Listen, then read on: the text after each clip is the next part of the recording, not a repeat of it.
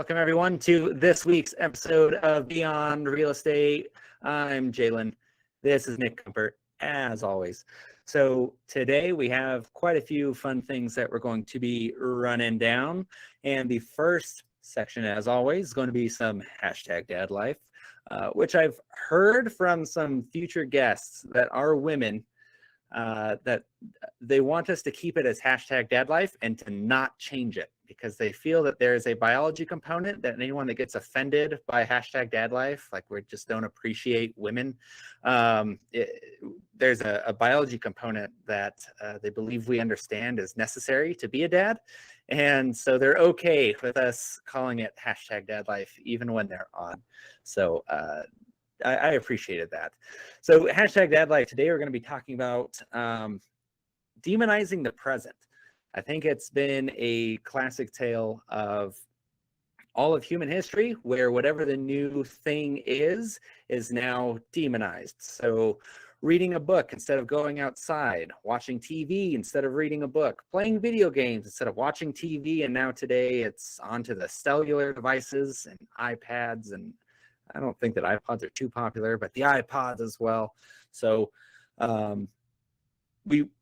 the quote that we kind of have in our show notes is we judge our kids based on yesterday while they live today, which is the best indication for what's going to happen tomorrow. So on that note, Nick, how are you doing today?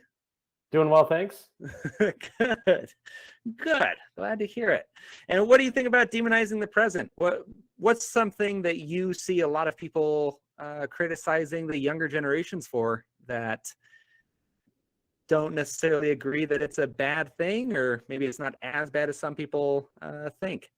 Yeah, I think you touched on it already. It's the technology piece, right? The more technology we have in our everyday life and lifestyles, the harder it is for past generations to accept that because it's not what they know. It's not what they understand.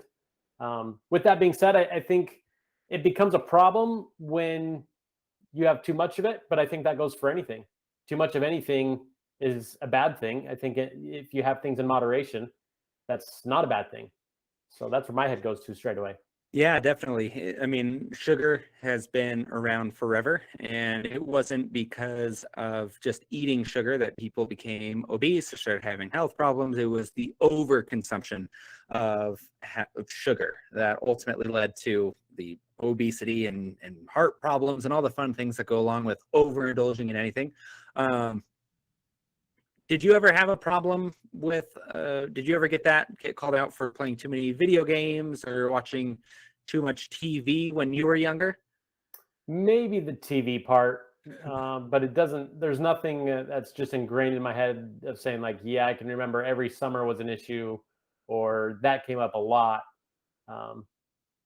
Yeah, so maybe the TV, but it helps when you have siblings. It helps when you're restricted a little bit in terms of what technology did allow when I was growing up, even versus when you were growing up, let alone today, right? So I think the amount of options that kids do have at their disposal, you just have such a plethora of options nowadays that can go from one screen into the next screen, versus before it was like, okay, you got a TV that you had to change the knob. You didn't even have a channel changer. You had to go up to the TV to change the channel. Then you got a remote, and you didn't have really other options. You got a little bit of a Nintendo, but again, you didn't have the option to go from a Nintendo to an iPad to a computer, right? Yeah. So I think the fact that the amount of screens in a different setting just creates that many more options, which again, it's not bad in moderation, but I think that's where the demonizing comes from. So. Yeah, no, definitely. And I think my wife and I, Monica, are having the exact same kind of debate on a daily basis, especially with our 4-year-old who enjoys his tablet time. Enjoys might be an understatement. He would love to be on it 24/7, and so you have to have some sort of moderating ability. And we find ourselves even kind of negotiating with him with things that I know, my parents, and I think with Nintendo, I'm sure there was definitely some negotiations with that. I remember playing Nintendo as well, and so it was always like, hey, go outside, don't play games all day, let's do something else. So there was that moderation aspect of things. But with our son Emerson, we're having almost a negotiation of, buddy, you can only do 2 hours of tablet time throughout the entire day. But if you want to go and play video games, that's a much more engaging and not active in the common sense, but a mentally active activity than just passively watching something. What are your thoughts on that, with Diego getting still nowhere near it, but it's very surprising and how quickly they latch on to technology and are like, oh yeah, I got this figured out. Yeah. Have you and Bree had that conversation of like, hey, I think this is a limit that we're going to put on it, or does that even come up at the dinner table or in the car?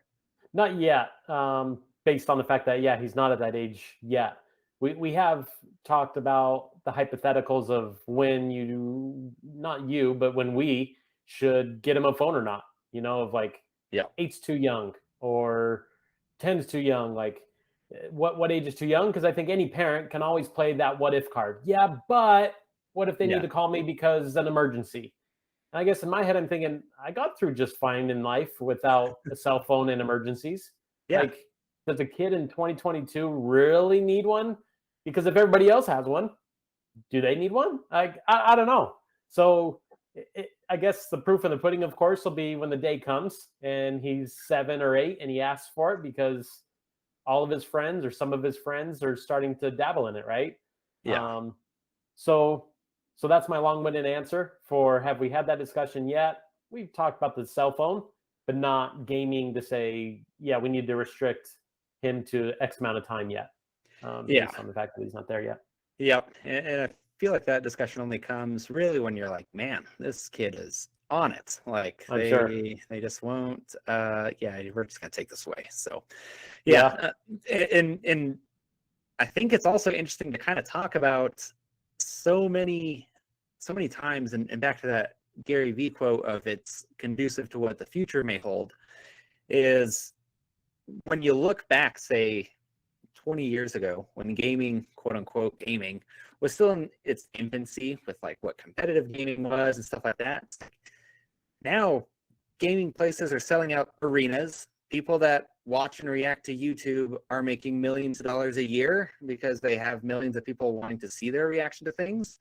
So it's almost as though saying no can hamper your kids' potential career paths when it comes to, no, we're going to restrict gaming. That's not, I don't know. Maybe I'm talking to a brick wall. If you don't agree, what do you think of professional gaming and YouTubers and influencers as a whole?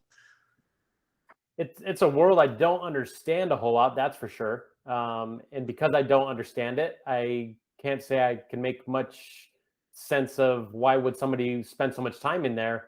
With that being said, the fact that technology has essentially flattened so many walls that were once an issue.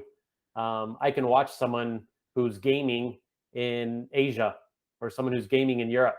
Like, and that's just our reality now that we never had, or nor did our parents, let alone you and I. So it's just these new opportunities that you alluded to, influencer. Like, that was never a thing in the 1980s. Nobody cared because there was no opportunity for that. Right. And so now that there are, right. So I think it's an interesting one, and it's so easy to demonize things, especially because we're all victims of the moment, right? And I say that really across any profession. You think of the sports arena, and we're victims of the moment because Golden State Warriors, nobody cared about them 25 years ago, and now like they're the best, and the Brooklyn Nets. And so I think you can go in any space, and influencers are no different with technology in the gaming space. It's like it's the flavor of the month, and it's what's hot. It's what people are talking about, so that grabs attention.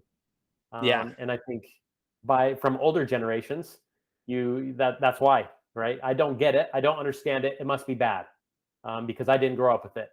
and you guys are just lazy because you don't want to work for your money. Well, Oh yeah.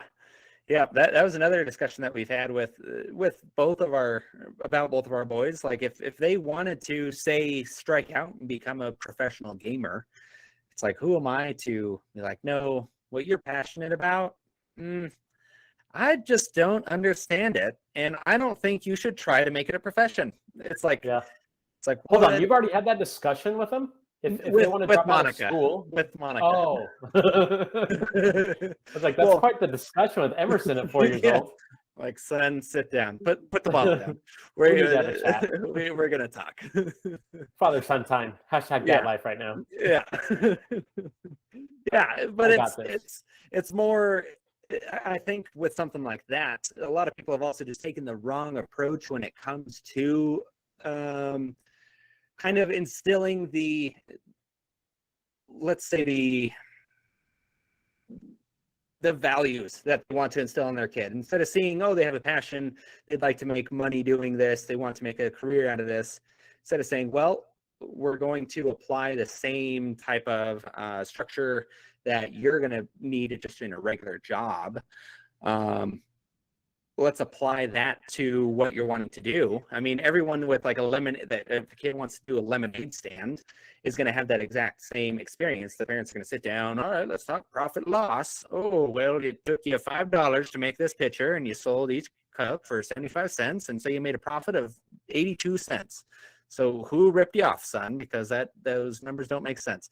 So those are the things, though, that's like, yeah, you're instilling in them a sense of, here's how to do a business, here's how to work hours. It's like, yeah, my one thing with our kids, if they want to say, oh, I want to be a professional YouTuber, it's like, great, we're gonna talk about ad revenue, we're going to talk about a schedule, we're going to talk about all these things, and so they can still get the same basic things that they would from just working a crappy job that they have no passion for, and just apply it to something that they maybe do have passion for. Sure. Because that's ultimately what it comes down to, isn't it? I mean, if for when it comes to saying no, there's no reason to go after that, or don't do that, or you can't drop out of school for this or that. It's like, well, it's because you're not going to have the necessary skills to advance your career. You're not going to have the necessary skills to advance in society. But I feel like you can just apply that to what they want to do. What do you think of that?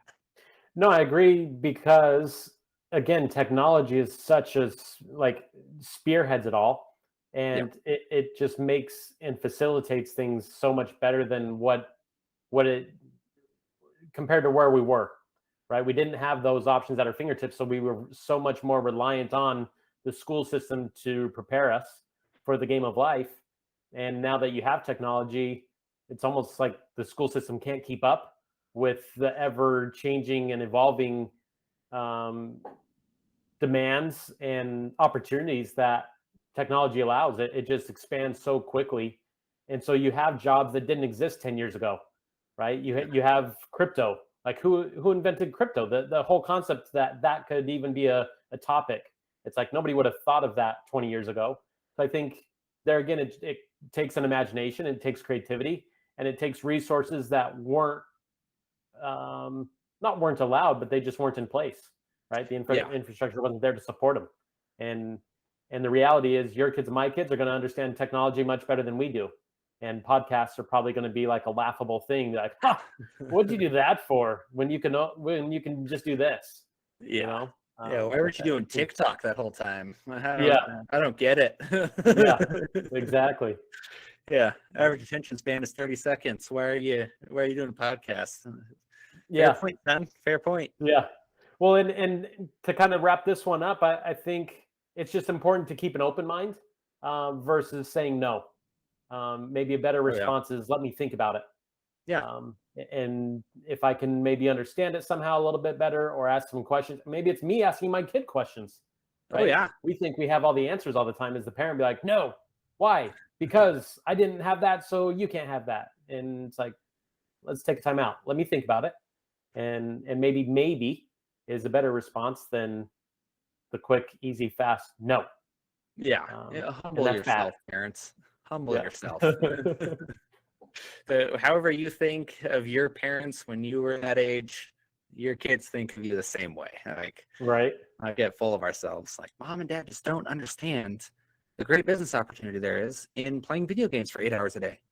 Yeah. Son, that's a stupid idea. 10 years later, son, why don't you ever do video games 10 hours a day? That guy's making millions of dollars a week, a Yeah. month. It's like,